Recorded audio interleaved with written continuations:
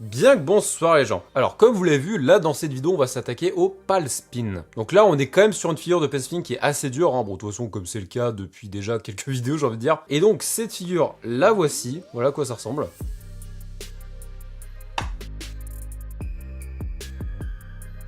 Et c'est le genre de figure que je considère comme étant un petit peu aléatoire. Alors, qu'est-ce que j'entends par là? En fait, je dis ça dans le sens où, même si on maîtrise à peu près la figure, même si on maîtrise à peu près le Palspin, et bah le truc c'est que, en fait, un coup on peut bien réussir la figure, et puis il y a d'autres moments, on la réussit un peu moins bien quand même si on la maîtrise à peu près, il y a d'autres moments où c'est un peu plus raté quoi. Ou même, à la limite, si on la maîtrise à peu près à chaque fois, on va dire que le nombre de tours qu'on fait... ce sera pas forcément le même à chaque fois quoi. Parce que autant il y a pas mal d'autres figures de Palspin où une fois qu'on les maîtrise, on sait les faire à peu près à chaque fois. Mais là c'est le genre de figure, alors à moins d'être vraiment ultra chaud, en vrai genre le nombre de tours, la manière dont on va le faire, on va plus ou moins bien le réussir à chaque fois quoi. Donc voilà, c'est pour ça que je dis que c'est une figure qui est un peu aléatoire. Alors, pour cette figure, je vous conseille de vous munir d'un mode qui soit quand même grand et lourd. Alors oui, j'ai l'impression de dire ça à peu près à chaque fois, mais bon.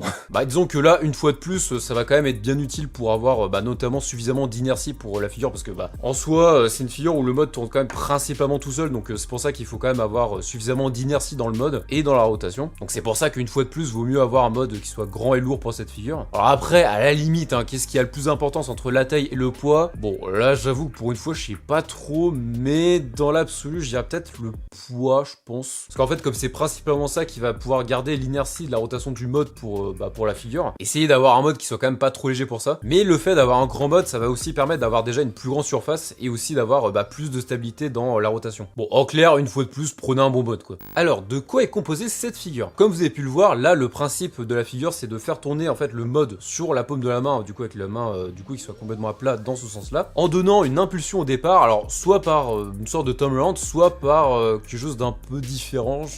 J'ai envie de dire. Bon, en fait, le truc, c'est qu'il n'y a pas forcément qu'une manière de faire le Palspin, entre guillemets. Parce que là, du coup, le but, c'est de donner une impulsion au mode pour que le mode puisse tourner, du coup, sur la paume de la main. Et dans cette vidéo, je vais vous montrer deux manières de lancer le mode pour essayer de faire le Palspin. Alors, on va d'abord commencer par, du coup, le Palspin avec un turnaround au début. Alors, perso, moi, c'est celle que je fais le plus, principalement. Donc là, le but, ça va être de commencer par un turnaround, du coup, vous l'aurez compris. Donc voilà, vous démarrez dans cette position-là. Ensuite, vous donnez l'impulsion du mode un petit peu grâce au pouce, mais principalement grâce au majeur, du coup. Donc là, le mode fait le tour autour du pouce, mais sauf qu'à partir de là, ça va changer. En fait, arrivé à la fin de la rotation du turnaround, en fait, au lieu du coup de l'arrêter pour faire juste un turnaround classique, là le but ça va être d'essayer de basculer tout ça pour atterrir dans cette position et pour ensuite laisser le mode tourner sur la paume de votre main. Parce qu'en fait là, j'ai envie de dire, la difficulté du truc, c'est d'aller à la fois vite tout en étant quand même assez fluide en même temps. Donc ouais, ça c'est pas forcément évident quoi. Là en fait, au moment où vous allez finir la rotation, là vous allez déjà écarter les doigts et puis orienter la main vers le haut, en écartant bien le pouce et même les autres doigts qu'il faut qu'ils soient bien écartés pour que le mode puisse vraiment bien tourner. Parce qu'en fait, dites-vous qu'après, le mode est censé tourner, alors je dirais principalement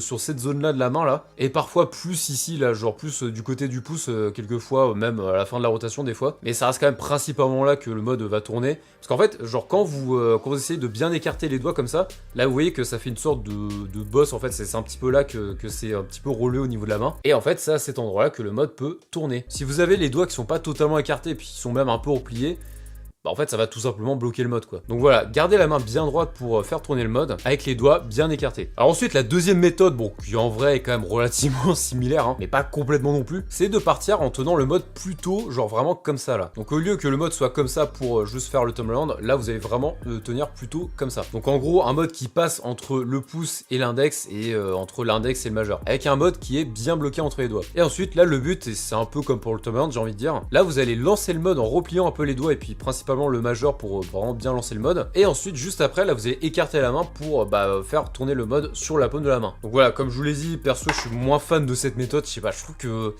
elle est un peu moins maniable en fait. Je trouve que d'avoir les doigts plutôt comme ça, en fait ça permet d'avoir genre plus de maniabilité je trouve dans la rotation, alors qu'avec les autres méthodes, je sais pas, le mode est vraiment plus plaqué contre les doigts, donc je sais pas, moi je trouve ça moins évident perso, donc voilà. Alors, quels sont les conseils et astuces que je peux donner pour cette figure? Déjà, on va commencer par la rotation. En gros, au niveau de la rotation, en fait, faut que vous fassiez en sorte à ce que la rotation du mode soit en fait bien centré. Donc c'est-à-dire que quand le mode part et est prêt à tourner justement sur la paume de la main, faut que le point de rotation du mode soit le plus centré possible et soit pas un peu sur le côté quoi. Parce qu'en fait s'il est un peu sur le côté, au final en fait il va vite se barrer et ça va pas tenir quoi. Alors que là si vous arrivez avec un point de rotation qui est bien au centre du mode, en fait ce sera juste bien plus équilibré et puis ça tiendra plus longtemps. Et ce truc là en fait ça va se jouer quand vous allez le lancer au début. Donc quand vous le lancez, donc là par exemple avec le turnaround, faut vraiment bien positionner le mode dès le départ. C'est-à-dire que par exemple si pour le turnaround vous commencez avec le mode qui est trop centré, et bah normalement bon a priori vous pouvez encore faire le turnaround, sauf que vous voyez qu'à la fin de la rotation, bah le point de rotation est pas centré et c'est pas bon quoi. Et pareil si vous débutez avec le mode qui est trop à l'extérieur, bah idem quoi, ça va être compliqué quoi. Donc ouais, faites en sorte à ce que à la fin du premier tour, ouais, le point de rotation soit vraiment le plus centré possible.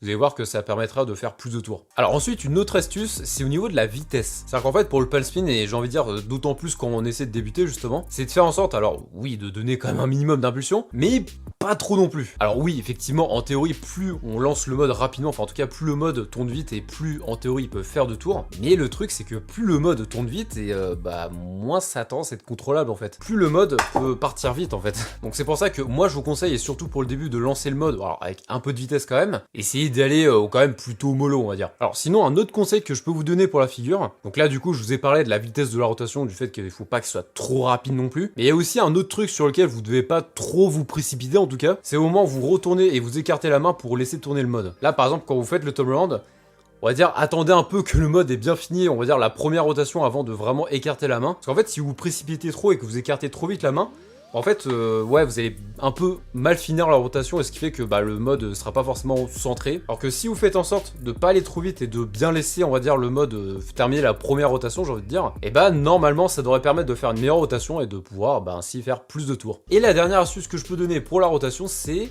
ne bougez pas trop votre main. Oui, parce que comme ça tourne, en fait, on a envie de bouger un peu la main pour essayer de rééquilibrer le truc si jamais le mode il part dans un sens. Alors, en théorie, c'est vrai, mais bon, dans la pratique, c'est quand même un peu compliqué, on va dire. En fait, comme ça va quand même globalement assez vite, et même en lançant le mode pas trop fort, justement, la plupart du temps, en essayant de rattraper, en compensant, on va dire, un peu le mouvement, la plupart du temps, ça a tendance à quand même pas marcher. Alors, ça peut peut-être marcher, mais bon, c'est compliqué. En fait, ce que je veux dire par là, c'est que vaut mieux avoir la main qui soit quasiment immobile. Alors, à la limite, vous pouvez peut-être bouger un tout petit peu, mais à ce moment-là, avec des gestes, avec des mouvements vraiment très légers. Essayez de pas trop bouger. En général, ça a tendance à être un peu mieux. Bon, là, je vous ai quand même pas mal parlé de la rotation en elle-même, mais comment elle a fini, quoi, cette rotation? Et là, j'ai envie de vous dire, comme vous le pouvez, en fait.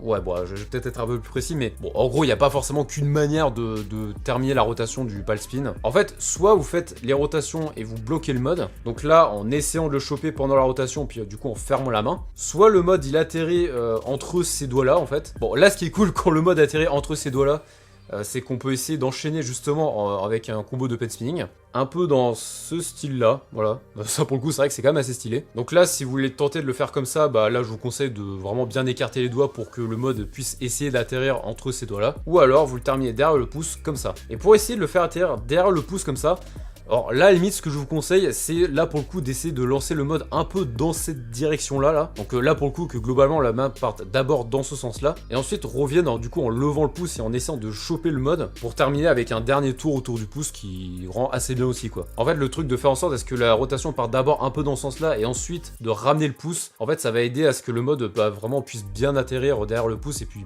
fasse bien la rotation quoi. Bon, sachant qu'avec ce principe là du pouce, je sais qu'il est plus ou moins possible, enfin en tout cas je sais qu'il y en a qui arrivent, de faire une sorte de palm spin continuous, hein. Donc du coup le fait d'enchaîner les palm spins grâce au fameux tour du pouce que j'ai pu vous montrer. Alors c'est vrai que c'est encore plus stylé hein, forcément, mais vous savez quoi, je sais pas le faire. Voilà, donc on va s'arrêter là. Donc ce qui fait qu'on arrive à la fin de cette vidéo, j'espère que vous aura aidé. Spinnez un max, et moi je vous dis à la prochaine dans une autre vidéo. Salut!